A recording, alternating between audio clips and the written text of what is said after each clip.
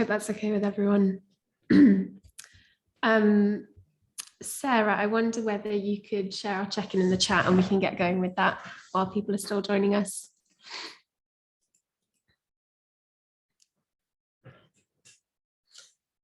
So yeah, just while people are still arriving, we were wondering if we could do a little check-in and whether you guys could let us know your name and your pronouns, where you're joining us from, and how your day is going so far. And if you can extend beyond it's really hot, you get extra points. So I'm Katie and I'm the design lead at Huddlecraft, and I joined the team in January to do the rebrand from Enroll Yourself to Huddlecraft, and I'm helping out with hosting this call today. But we're going to hear from Zara, who's our Chief Exec and Design Director, and 4 of our previous hosts. So we've got Sam, Janvi, Rebecca, and Dan on the call too. And we'll get started in just a couple of minutes. Thank you.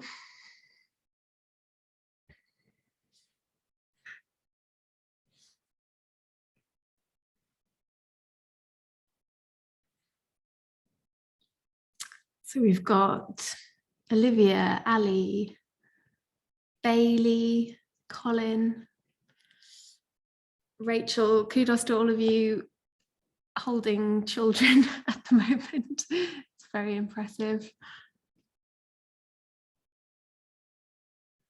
Beetroot gazpacho. Nice. Well, thank you all for joining us. In a second, I'm going to hand over to Zara, who's going to tell us a little bit about the host fellowship and what's involved with hosting a huddle. And then we'll hear from our previous hosts, so Sam, Janvi, Dan, and Rebecca. And then we'll open up for some questions. We're going to capture them on a Jamboard together and run through a Q&A. If you have questions bubbling up as we're going, feel free to share them in the chat. And we've enabled live captions. So if it's easier for you to follow along with subtitles, you should be able to enable that for your window. Sarah's going to be holding tech. She's gave us a thumbs up. So if you have any questions or are struggling with the call or any of the bits that we share, do shout, send Sarah a message and she'll help you out. Cool. Zara, I'm going to hand over to you. Thanks, Katie. Hi, everyone. Good to see you. And yeah, thank you for joining us despite the heat. I'm going to share some slides. So I'm just going to share my screen with you. Here goes. So welcome to our open house for the Host Fellowship. The Host Fellowship is really the heart and soul of our work at Huddlecraft. So it's really good to see you. So yeah, we've said already, thank you for being here, despite how hot it is. But I also think there's another point to make here, which is that it is the hottest day on record, or maybe yesterday was, maybe today. And whenever people turn up to Huddlecraft, wanting to host, wanting to bring groups of people together around something that they're passionate about, to learn, to grow together, that is something that gives me immense hope in what are very troubling times and troubling things that are happening around us. So thank you in a practical sense, and thank you in a bigger, deeper sense as well for being curious about what this experience could mean for you. So the Host Fellowship is, in a nutshell, an 18-month program of support to grow a huddle of your own design. And I'm going to talk a little bit more in a minute about the Host Fellowship and what it entails. But first, I'm going to talk a little bit about Huddlecraft and who we are, and then a little bit about huddles and what they are. And then I'll talk about the Host Fellowship and how the Host Fellowship can enable you to start your own huddle. So who are we at Huddlecraft?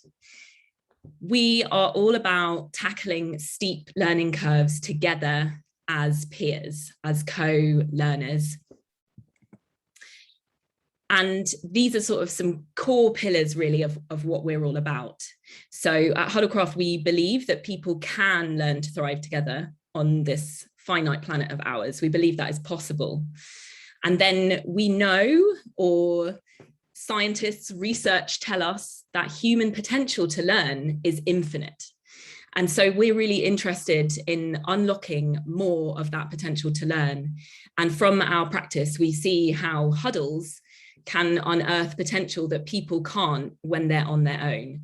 So small groups of people make things possible for the people within that group that they couldn't make possible on their own, or that they would find it harder to make possible on their own.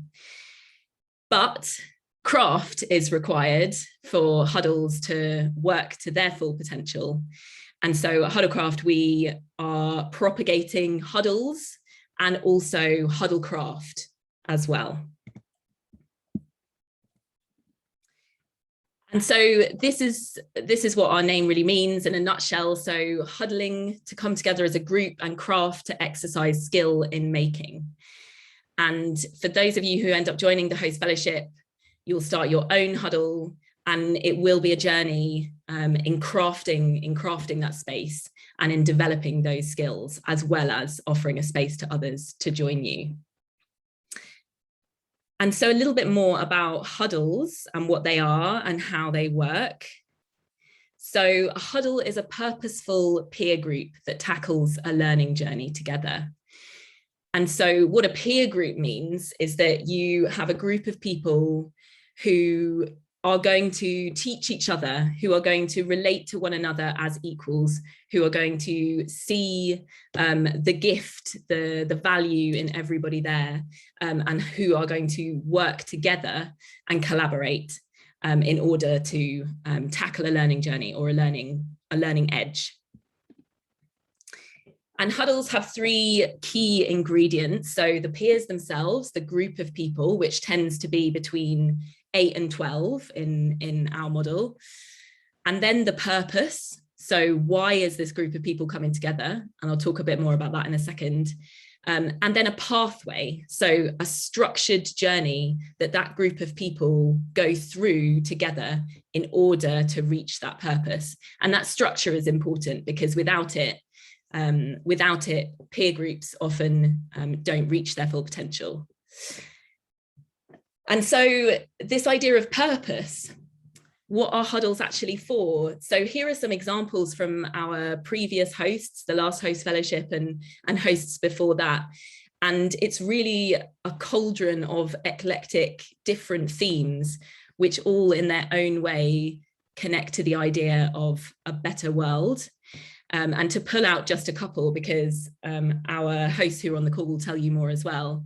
Unraveling time. So that was a theme for a peer group in the last Host Fellowship that was literally about exploring the concept of time itself through creativity and through other means. And then there's Sarah in the top left, who hosted a huddle for London-based freelancers so that they could navigate freelance life better together. So you can see that huddles can be used for something that's quite practical, but also for something that is very exploratory and a little bit wild as well. Huddles are also for organizations. So Rebecca is on the call and we'll talk a little bit more about that. But we've worked with a number of organizations now where they either want to see their employees huddle together, or they want to see their community huddle together, or maybe they're particularly interested in developing a certain skill. So for example, government digital service used a huddle to develop their content design practice, which was moving faster than sort of training courses could keep up with. And then coming back to that idea of a pathway. So what we have done over the past more than 5 years now at Huddlecraft is develop a flexible pathway structure for huddles that you can adapt to fit the purpose that you want to work on. And it looks something like this. And for those who know us before our rebrand earlier this year, we called this the Learning Marathon. And so we have changed our language a little bit, but it's still the same structure, still the same tried and tested structure. And it tends to run between 3 months and 6 months and follow a design process where you start in an exploratory phase, then move into a phase of developing ideas or responses, and finally moving into a showcase phase where you are externalizing your learning in some way and sharing it with the world.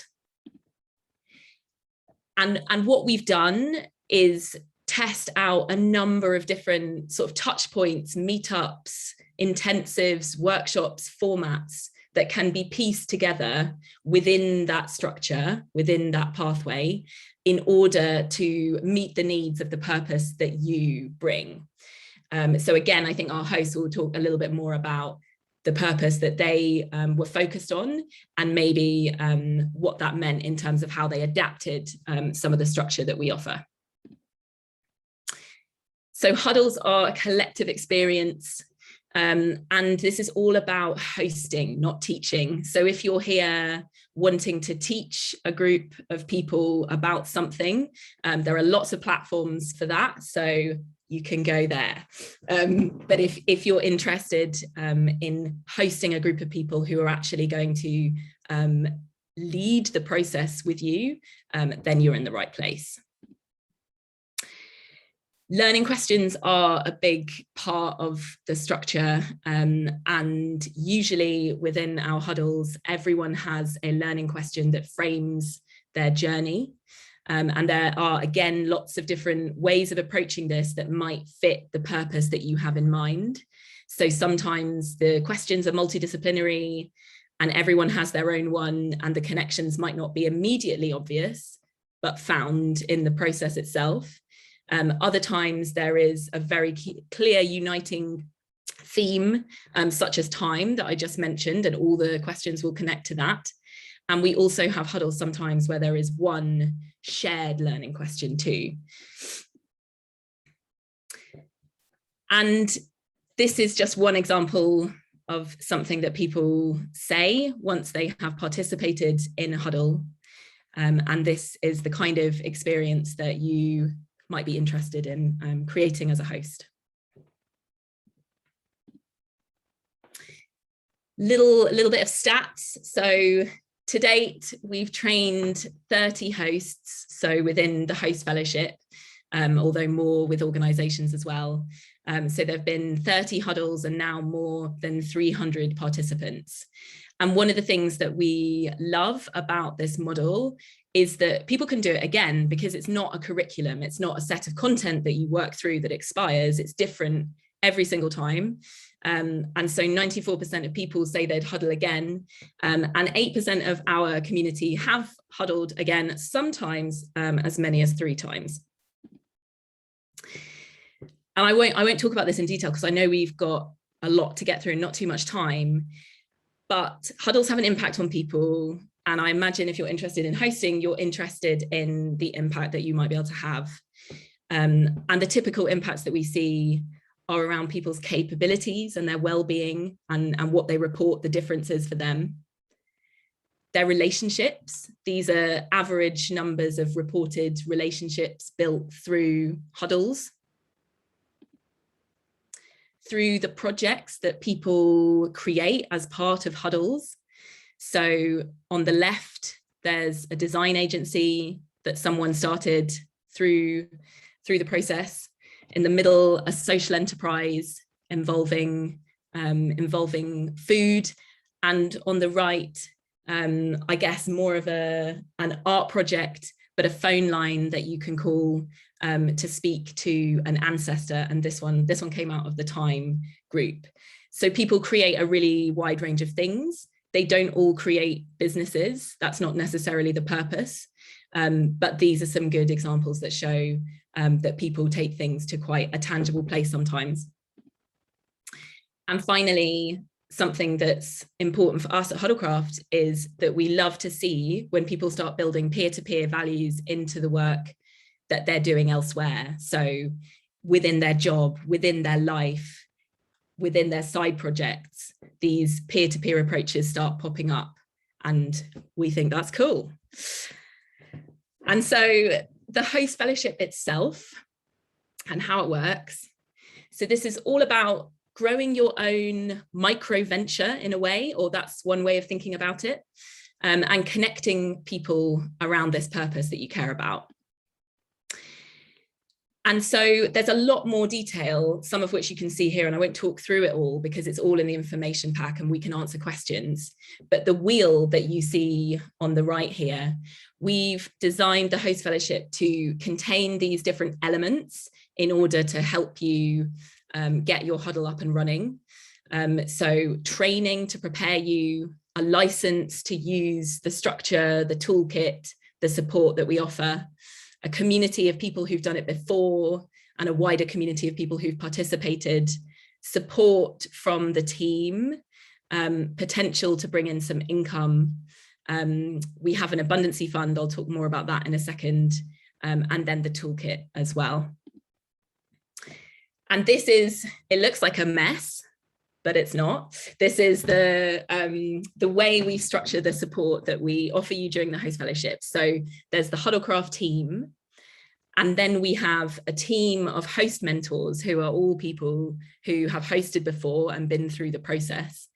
And they support each host, each new host, one-on-one to design, recruit, launch, and run their huddle. And then, of course, they connect to the huddles that they run. And sometimes, in some cases, they're going on to run more than just one.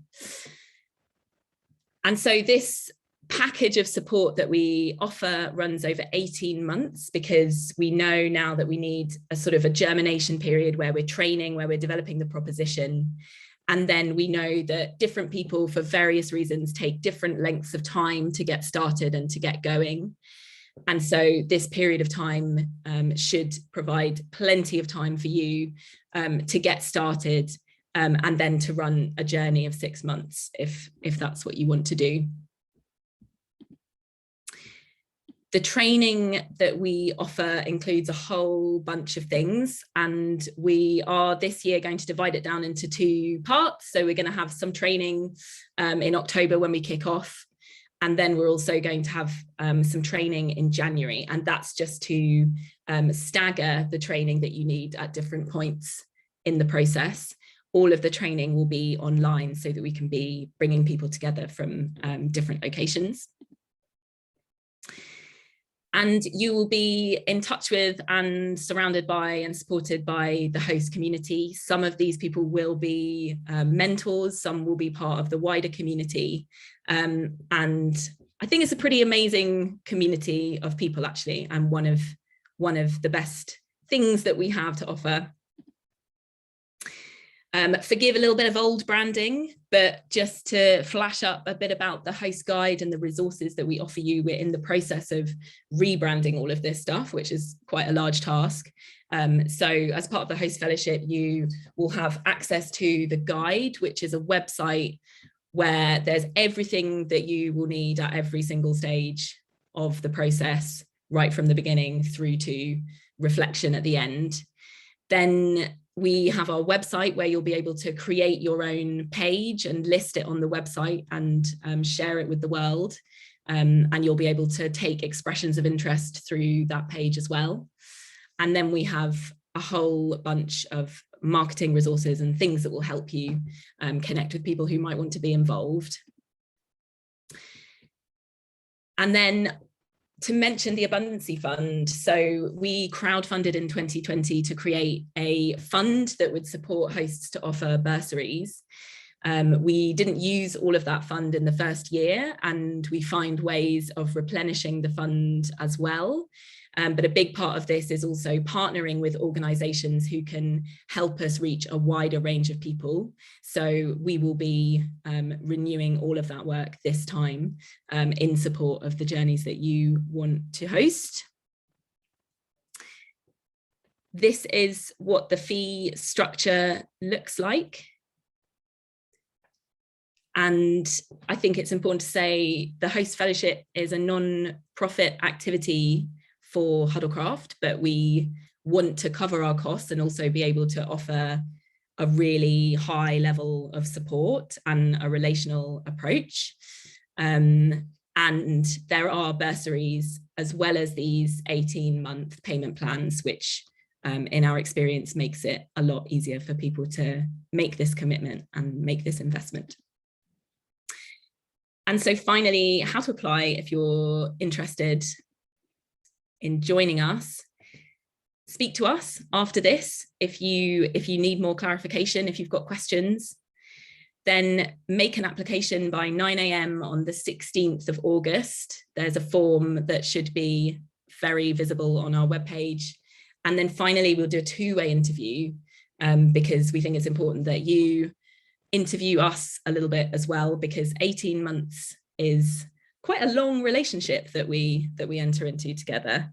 And if you're representing an organization, arrange a call with us, because the process may be a little different depending on what you need. And that's me. Thank you. I'll stop sharing. I will unpin you.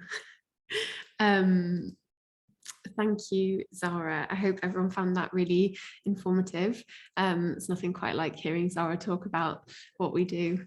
And to extend that from the horse's mouth moment, we're now going to hear from, in this order actually, Janvi, Dan, Sam and Rebecca, who have all hosted before.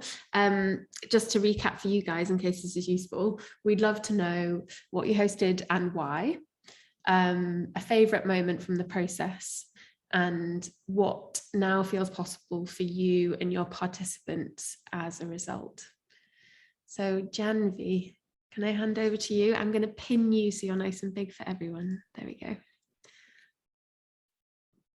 And thank you so much. Hi, everyone. So my name is Janvi Singh, and I hosted the Our Shared Belonging Huddle. I mean, the why was pretty much because I was asking some really big questions around what is home for me. I had just moved, born in India, but moved around the world and had settled in Oxford, and, you know, really lost in who I was. What am I doing in this new place? What does work mean for me here? So as I was asking all those questions, that's when I had joined the host fellowship. So my huddle, I wanted a community to ask those questions with. So my huddle brought together a peer group to ask those personal societal questions on home, belonging, and, you know, what are we doing here and how do we do it better? So my huddle was over 6 September 2021, and was designed to be completely online. So that, as Zara said, people from all around the world could join in. And it was also in the heart of the pandemic, right? So things were a bit uncertain, what can be in person, what can be online. So it was a really grounding space for us to have those constant moments of virtual interaction in the uncertain world that we were living in at that point. I think one of the favorite moments for me was, obviously, you just heard the entire experience. So it's, to be honest, it is quite hard to not only, and, you know, I had come into this having not participated in a huddle before. So I am a learning designer, so the ideas all made sense, but I hadn't gone through the journey on my own. So it was hard to kind of come in, understand, you know, what the framework is of the huddle, and then, you know, adapt it to my needs, go through the recruitment process. That was really, really hard. But as Zara said, having that community around us of all the host fellows, of the Huddlecraft team and our mentors was really helpful. But my first favorite moment was actually the first Power Up, which was 2 months into the huddle itself.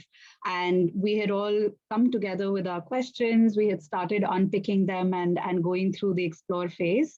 And you know, it was such a magical moment to see not only everyone's questions start landing in themselves, but also to see them starting to come up with certain ways of making sense of that question together. We also had a moment where everyone presented where they are in the journey, and then everyone gave feedback to each other, which was again brilliant because you could see us coming together as a peer group, like sharing our knowledge, sharing our contacts with each other. Hey, you seem to be heading in the direction of a podcast, so here's someone you could talk to, and so on. So it was really lovely to see us coming together as an equal group of learners. And I guess in terms of what's possible now, so for ourselves, as a host, I was also an equal participant, right? Like I was asking my own question with everyone else. So for ourselves, I think personally, we were able to find that community to ask some really difficult questions with, and the projects that have come out of this process. Again, I think none of us on the Huddle would say that our journey has ended. These were some big questions that we were asking on home, on belonging, and these projects continue. Isabella, who's on the call right now, is launched a podcast called Xenocast off the back of the Huddle, and she, along with everyone else, are now kind of extending that shared belonging space and community to others and holding space already. So it's really lovely to see the fact that the ingredients of what makes this Huddle as a learning journey is able to give all of us the skills to reach out and encourage more people to join us in our learning journey. So yeah, I guess, and very quickly, professionally, I think I got a lot of support from the hosts and the Huddlecraft team, right, to hone my own practice as a learning designer and facilitator. It's because I was able to root myself so strongly and gain that confidence. I was able to talk more confidently about when I was applying for jobs. So now I'm taking that forward as a learning designer with the RSA. So this community has really helped me get here, and I'm super grateful. Yeah, I will pass forward. Thank you, Janvi. Thanks so much. Dan, are you ready for us to hear from you? Again, I'm going to remove Janvi's pen. Can you hear me all right? Yeah, thanks, Dan. Hello, everyone. I'm Dan, and okay, so let's think about this. So I obviously did the hosting training, and then I was kind of exploring. I kind of knew. I think I wanted to convene around a theme. For me, that was kind of that. And as I went through the host training, it became increasingly sort of clear to me I needed to kind of integrate this quite deeply into where my work is and where it was heading, and really just because it was a way of managing a few different strands in my life that made sense, but also because I think it's quite a lot of energy required to go out and recruit people, and so for me it was like, well, I'm already putting energy into things over here. How can this sort of integrate with what I'm doing? So anyway, I have a podcast which I've been doing since 2018, which was started off as a little side project, but that's sort of becoming my deepest inquiry. And it's called The Spaceship Earth.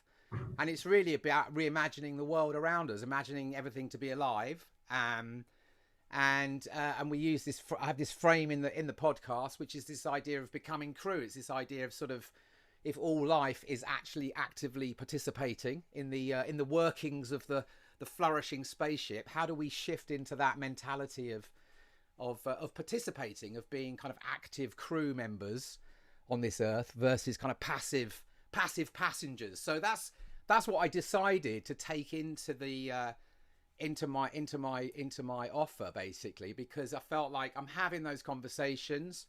I'm exploring that in my work quite deeply, and I know through listeners that listeners are finding these conversations interesting and sort of keen to kind of, what do I do next? So where I got to at the end of the thing was a very strong sense that was the right place for me to go. So that was my offer. It was called Becoming Crew. It was all about stepping into service. How can you seek to bring life back to the world around you? It was very open. It was very kind of like, that might be something in your community. It might be something in your life personally. It might be something in an organization. It might be some big activism thing, but was a very open invitation, so I was sort of keen to sort of keep it quite open.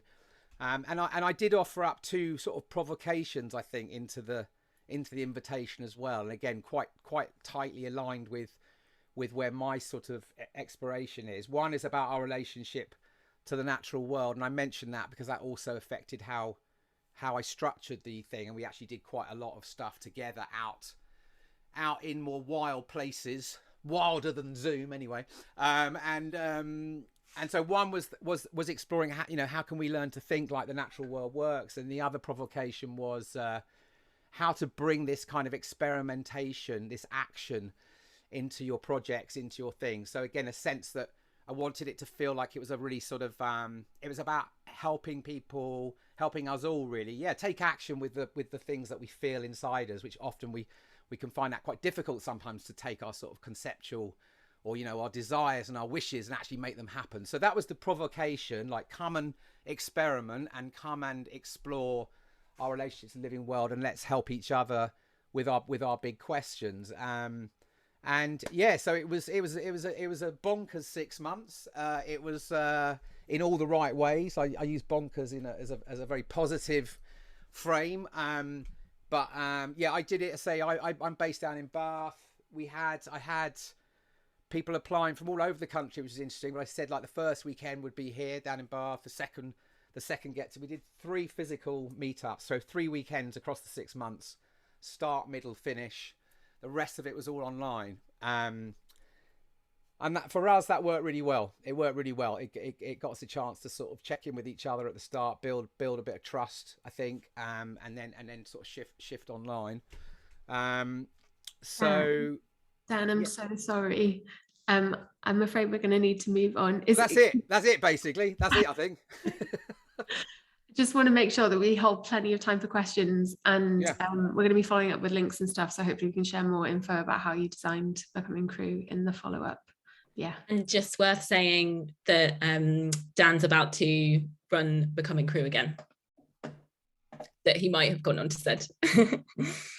I'm sorry, I hate being the person who interrupts. But Sam, are you ready to let us know about Father Figures? Sure thing. Hi, I'm Sam. My huddle was called Father Figures, subtitle An Exploration of 21st Century Fatherhood. The honest truth is that, when I applied to do the host fellowship, I didn't necessarily have that as a clear idea in mind at first. I just fell in love with the model and came along to a showcase from Sarah, actually, who's on this call, her host, her huddle. And just wanted a piece of that, basically, of that vibe. And when I applied, I was like, "Ooh, maybe I'll apply using this idea of a father's project, just because it sounded a bit cool and edgy." And then they were really keen, really into it, and I was like, "Oh shit, I have to do it now." But I had been looking for a space to explore fatherhood. I'd been doing men's work, but I was finding that often most of the people in the room weren't fathers. So I really wanted to carve out a space where I could look at that in a collective way. It did feel though like quite a kind of bold and intense thing to do, particularly as my relationship to fatherhood is like complicated. Let's say that. But in the first few months of the host fellowship, I had a lot of moments where I almost lost my nerve, and I had a lot of really great support from my host mentor during that period, which really helped, because it was very kind of like, you do what's right for you, but what kept happening was that something would just keep bringing me back to it. I kept getting feedback, from the world around me, that it was really important and significant work to be doing, and also important for me to be doing as well personally.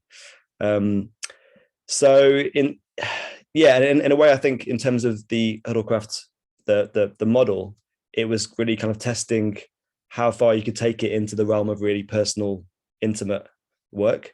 So I think what has happened a lot on other huddles, as I've heard, is that people have come in with some kind of really practical project, but sometimes actually ended up doing very personal questions with maybe less tangible outcomes. I saw this as a way of really testing how far you could go with that. In the end, it took me a full year actually from the beginning of the fellowship before I actually started it. There was a few false starts along the way, but I really learned that I had to take time with it, take care with it, and really learn how to frame it and adapt it for the target group. Dads are kind of like skittish animals. It was quite hard to, like, people were kind of interested, but quite kind of nervous and unsure about what it was. And I was unsure about what it was at first, right? It was very much an experiment. But yeah, so one thing I started doing was just hosting drop-in father circles in that year, as a way of just starting to build relationships and build trust and build my own confidence in the arena. And in terms of the structure, I settled for a model which followed the 6-month structure. It was largely online, but included 2 full face-to-face meetups, a checkpoint and then the final showcase gathering. But yeah, I kind of designed it in a way so it was like post bedtime and it was online. So in some ways it had to be like minimal commitment for busy, stressed fathers, really. A few kind of highlights, like the kickoff weekend after such a long recruitment process was really incredible. It was just such a great diverse group, like diverse in every way in terms of people's relationship to fatherhood and in terms of their identity. When we met face to face for the first time, that was incredible. And we also did some quite intense grief tending as part of the process, when one of the participants had a really deep bereavement, which was ultimately a really bonding experience for the group, I think. And then the final showcase was really magical, in person in a children's centre. And a really beautiful piece of feedback we got from a partner of one of the participants was that it was the most welcome she's ever felt in a space held by men. And that was really important for us, that it felt like a kind of a feminist project as well as a project focused on masculinity. And then, in terms of the results of the project, it was always going to be on the kind of less tangible side, but we do have some material outcomes like a booklet, a 10-minute film we're about to release. I think most of the participants, and certainly me, would testify to much more emotional and relational outcomes in terms of our relationships to ourselves, our relationships to fatherhood, and to our families and our community. And for many of the men, it was the first time they'd really been able to participate in that kind of really open, vulnerable conversation with other men. And those relationships are really going to survive. We've got a check in tonight, actually. We're going to keep up the check-ins. In terms of what's next, I might also pursue some more work in this really tender but really important area of fatherhood. It was just such a fundamentally healing process for me personally, which will have like a massive lifelong impact, I think, and testifies to the potential for this model to be applied in this realm of really like deep, personal, intimate, psychological work, really. Thank you so much, Sam. Awesome. I hope you guys are storing up your questions to ask these hosts in a little bit, but then we're going to hear from Rebecca finally. So Rebecca's relationship to hosting is slightly different. You tell us more. Yes, good to see you all. So I think my experience has been quite different, because I hosted a learning journey that was co-designed with and supported by the Huddlecraft team, but actually happened within my organisation, the RSA, which is a social change charity with a mission to regenerate people, places and our planet. And actually Jambi and I now both work in practice leadership roles at the RSA across collaboration and learning design, although she hadn't joined at the time when I hosted the journey I'm going to talk about today. We met at Huddlecraft Camp last September for the first time. So the journey that I actually co-hosted with my teammate Hannah back in early 2021 was called the RSA's Living Change Learning Journey Pilot. And Living Change is the approach that we use as an organisation to understand and act on complex and systemic problems. And the reason that we hosted this learning journey was to try and develop and test a peer group learning experience that could help to build capacity in that living change approach among the RSA's community. So staff, but also our fellows and partners in change, ultimately to try and create more kind of impact in the work that we do. And it's worth saying that I'd previously participated in a 6-month learning marathon with Huddlecraft, and we'd also as an organisation worked with the Huddlecraft studio before this project, so had kind of experienced firsthand the impact of both of those things. We had some really tight constraints with our delivery model for this learning journey because it was a pilot. Like the nature of the funding we were able to secure internally meant it had to be really rapid. So it was just a 3-month learning journey, although the process of working with and being supported by Huddlecraft was much, much longer. We had 10 people in the group, and whilst we would have loved for at least parts of it to be offline, it was in like a peak COVID wave, so it was entirely online in the end, with each person bringing their own individual inquiry. Favorite moment, it is so hard to pick just one. I mean, there are like tons of highlights from the journey itself, sort of the highs of just participating in amazing workshops and power up days where you saw how people had completely reframed their learning question in light of what they'd been discovering through the process, and many moments of just feeling that magic, I think, of group connection and of being just in a really generative space. But I think a particular moment that stands out to me, probably not favorite, but really memorable, was actually one really challenging session where some very difficult group dynamics surfaced, and myself and co-host Hannah felt awful afterwards. We felt like we hadn't reacted and responded in the moment in the best way. But we had one of our regular mentoring sessions with Zara afterwards, where we were able to just really unpack that with her support, really reflect on the situation, really give kind of care and time and attention to how we could move forwards with integrity. And that felt just really important, I think, to me, to be really practicing that action learning approach in our day-to-day. And I think Huddlecraft provided that sort of enabling structure and environment for that.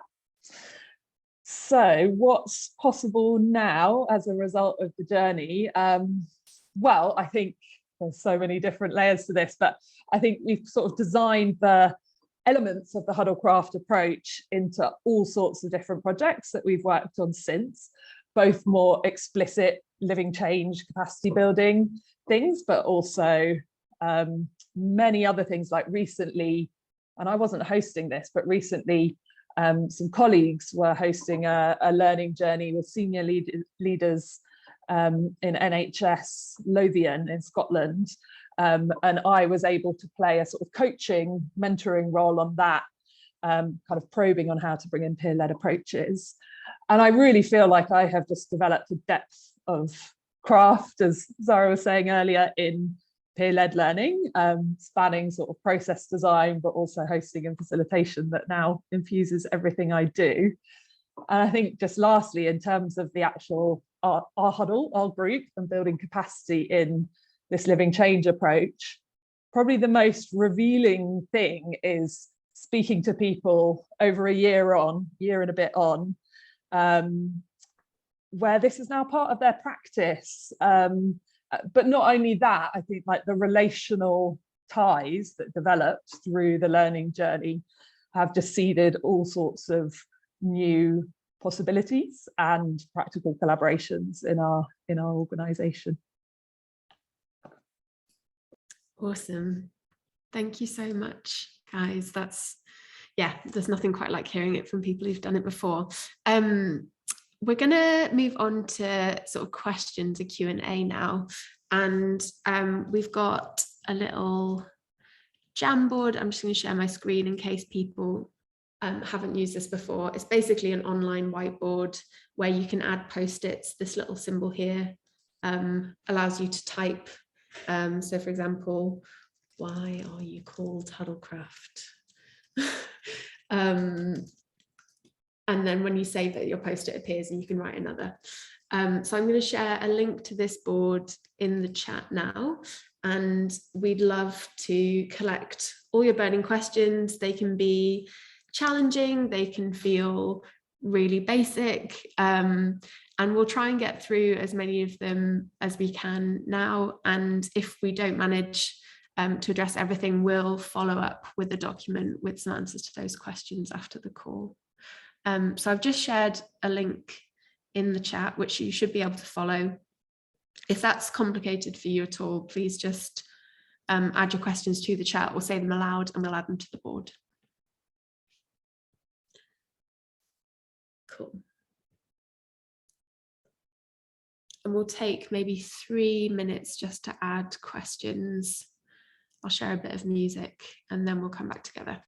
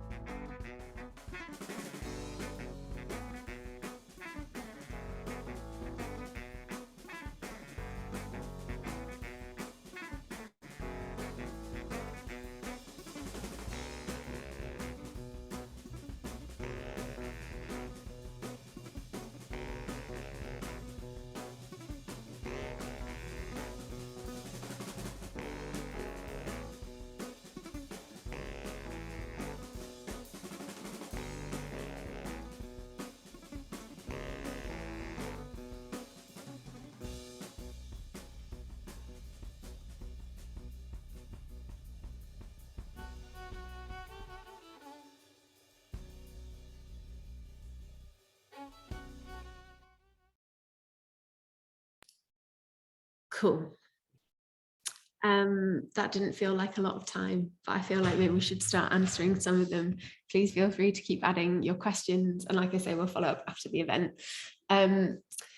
I'm just looking, I can find a sort of synergy here between two questions about licenses.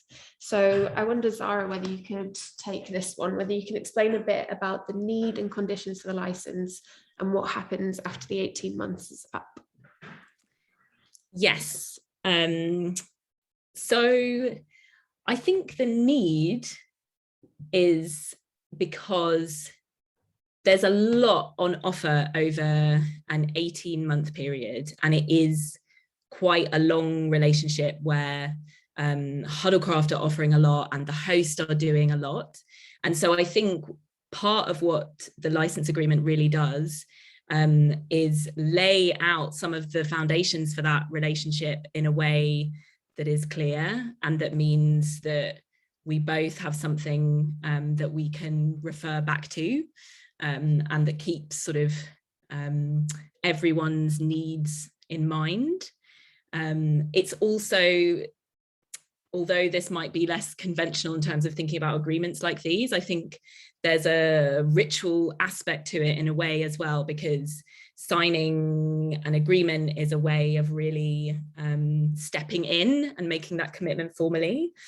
And then there are some sort of real practicalities that the license agreement helps us navigate. So, for example, we provide a bunch of things around branding that you can use in lots of different ways to share your journey, and people use that differently. And there are some things that we definitely prefer people not to do with our brand, for example. And so the license agreement really helps to kind of, lay the foundation, I would say. Katie, remind me, what was the second part of that question? What happens after 18 months is up?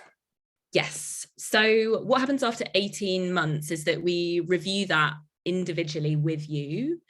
So even from the people that you've heard from today, Dan is just about to run another huddle, whereas Janvi ran hers and then now has a full-time position doing something else.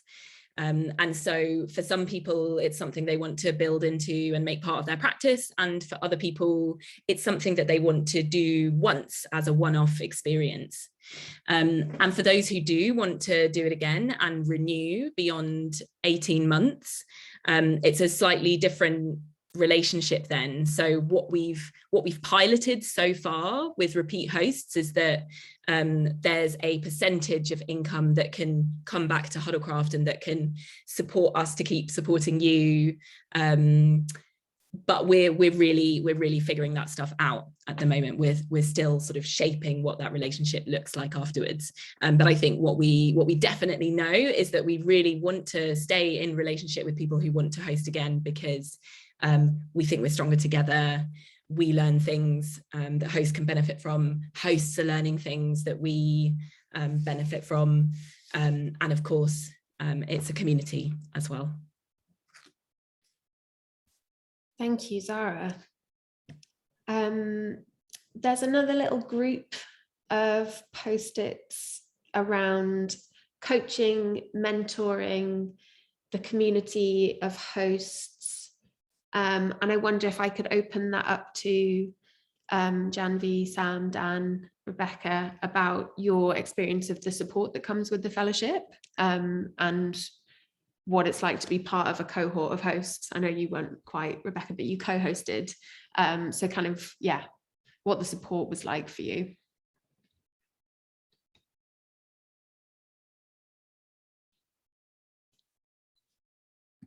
Do I need to pick on someone? Go, Sam.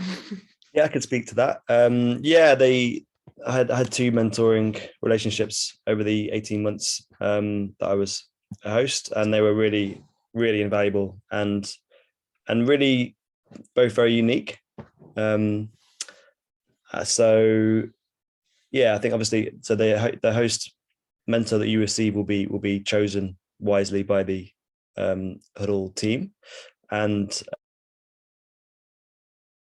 on the theme or the aims of your Huddle, and then you will really kind of establish in your first few meetings what exactly that relationship is going to look like, and how they can best serve you in that role.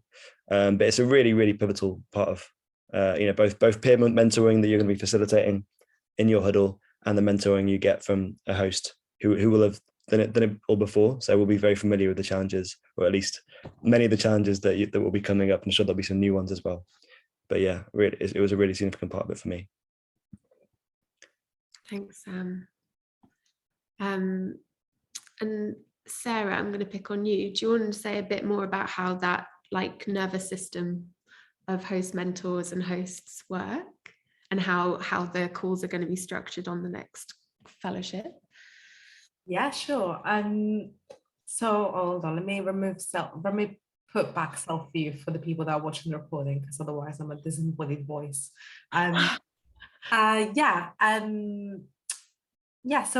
the way that it's structured is so that you have a host mentor throughout the 18 months, and obviously if you finish before that, you finish your Huddle before that, and you're doing something else, it's not like you're forced to speak to them, but you have them for, essentially you have a standard kind of every 2 weeks you've got to check in with them. You can flex that, but also the idea is that you have all of your peers as hosts that are there to both chat to you on Slack, but also we've got monthly calls all together as kind of a host group.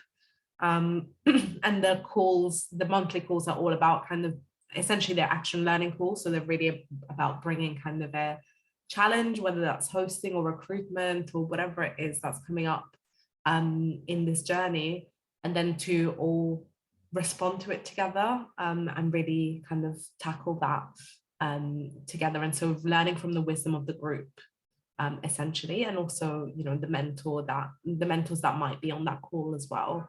And yeah, so we'll have regular kind of both kind of live events to support you, but also especially the Slack is quite where people are encouraged to like share their wins and share their challenges and share their hacks as well. We learned so much from how people adapted the process last time through them sharing, this is what happened when I did this kind of recruitment, or this is what happened like a kickoff, and this is how it works better online, or how it works better, as a hybrid, so yeah, there's lots of like continual learning happening there. Yeah. Thank you. I'm really aware of time and I don't want to keep anyone longer than the hour we said this call would be. I'm happy to hang back for 10 minutes and keep the room open if anyone has that extra time and would like to ask me questions. I don't know if anyone and any of the other hosts, you're welcome to hang back. I can also do that as well. Cool. And like I said, we'll make a Google Doc with these questions in and share some thoughts in there. I can answer 3 very quick fire ones. When would be the earliest a huddle designed as part of this fellowship could realistically begin? Last year, that was in March. Am I right, Zara? So our training happened in September and the earliest recruitment started in January. Yeah, I actually think the earliest one started in February. It was in Marnie, but yeah. But this year, if people really want to hit the ground running, we've planned for some of the huddles to kick off this side of Christmas. And if the timing doesn't feel right for you this time round, the next host fellowship would take place in 2024. Have I got that right, Zara? Yes, I mean, unless something really dramatic happened, like we had hundreds of people applying or something, then the way that we're doing it at the moment is on a 2-yearly cycle, so that we can really properly give to the people that are there during that period. But yeah, if we were very, very oversubscribed, we could consider doing it differently, but I think it's unlikely. Cool. So, okay. We're going to keep the room open for 10 minutes. For those of you who need to go, next steps wise, feel free to book a one-to-one call with Sarah, or if you're thinking about how this could work in an organization, Zara is going to be holding those calls. We've got our info pack for individuals and organizations on our website. I just shared the link there. And yeah, the application form is live if you're keen to apply, but really do be in touch. Just chat to us and reach out if you have any questions, and we'll be following up with the video from this call and yeah, that document of responses too. I hope this has been useful. For those of you who have to go now, for those of you hanging back, hi, feel free to unmute. Thanks, everyone. Thanks, everyone. Bye. Thank you. Take care.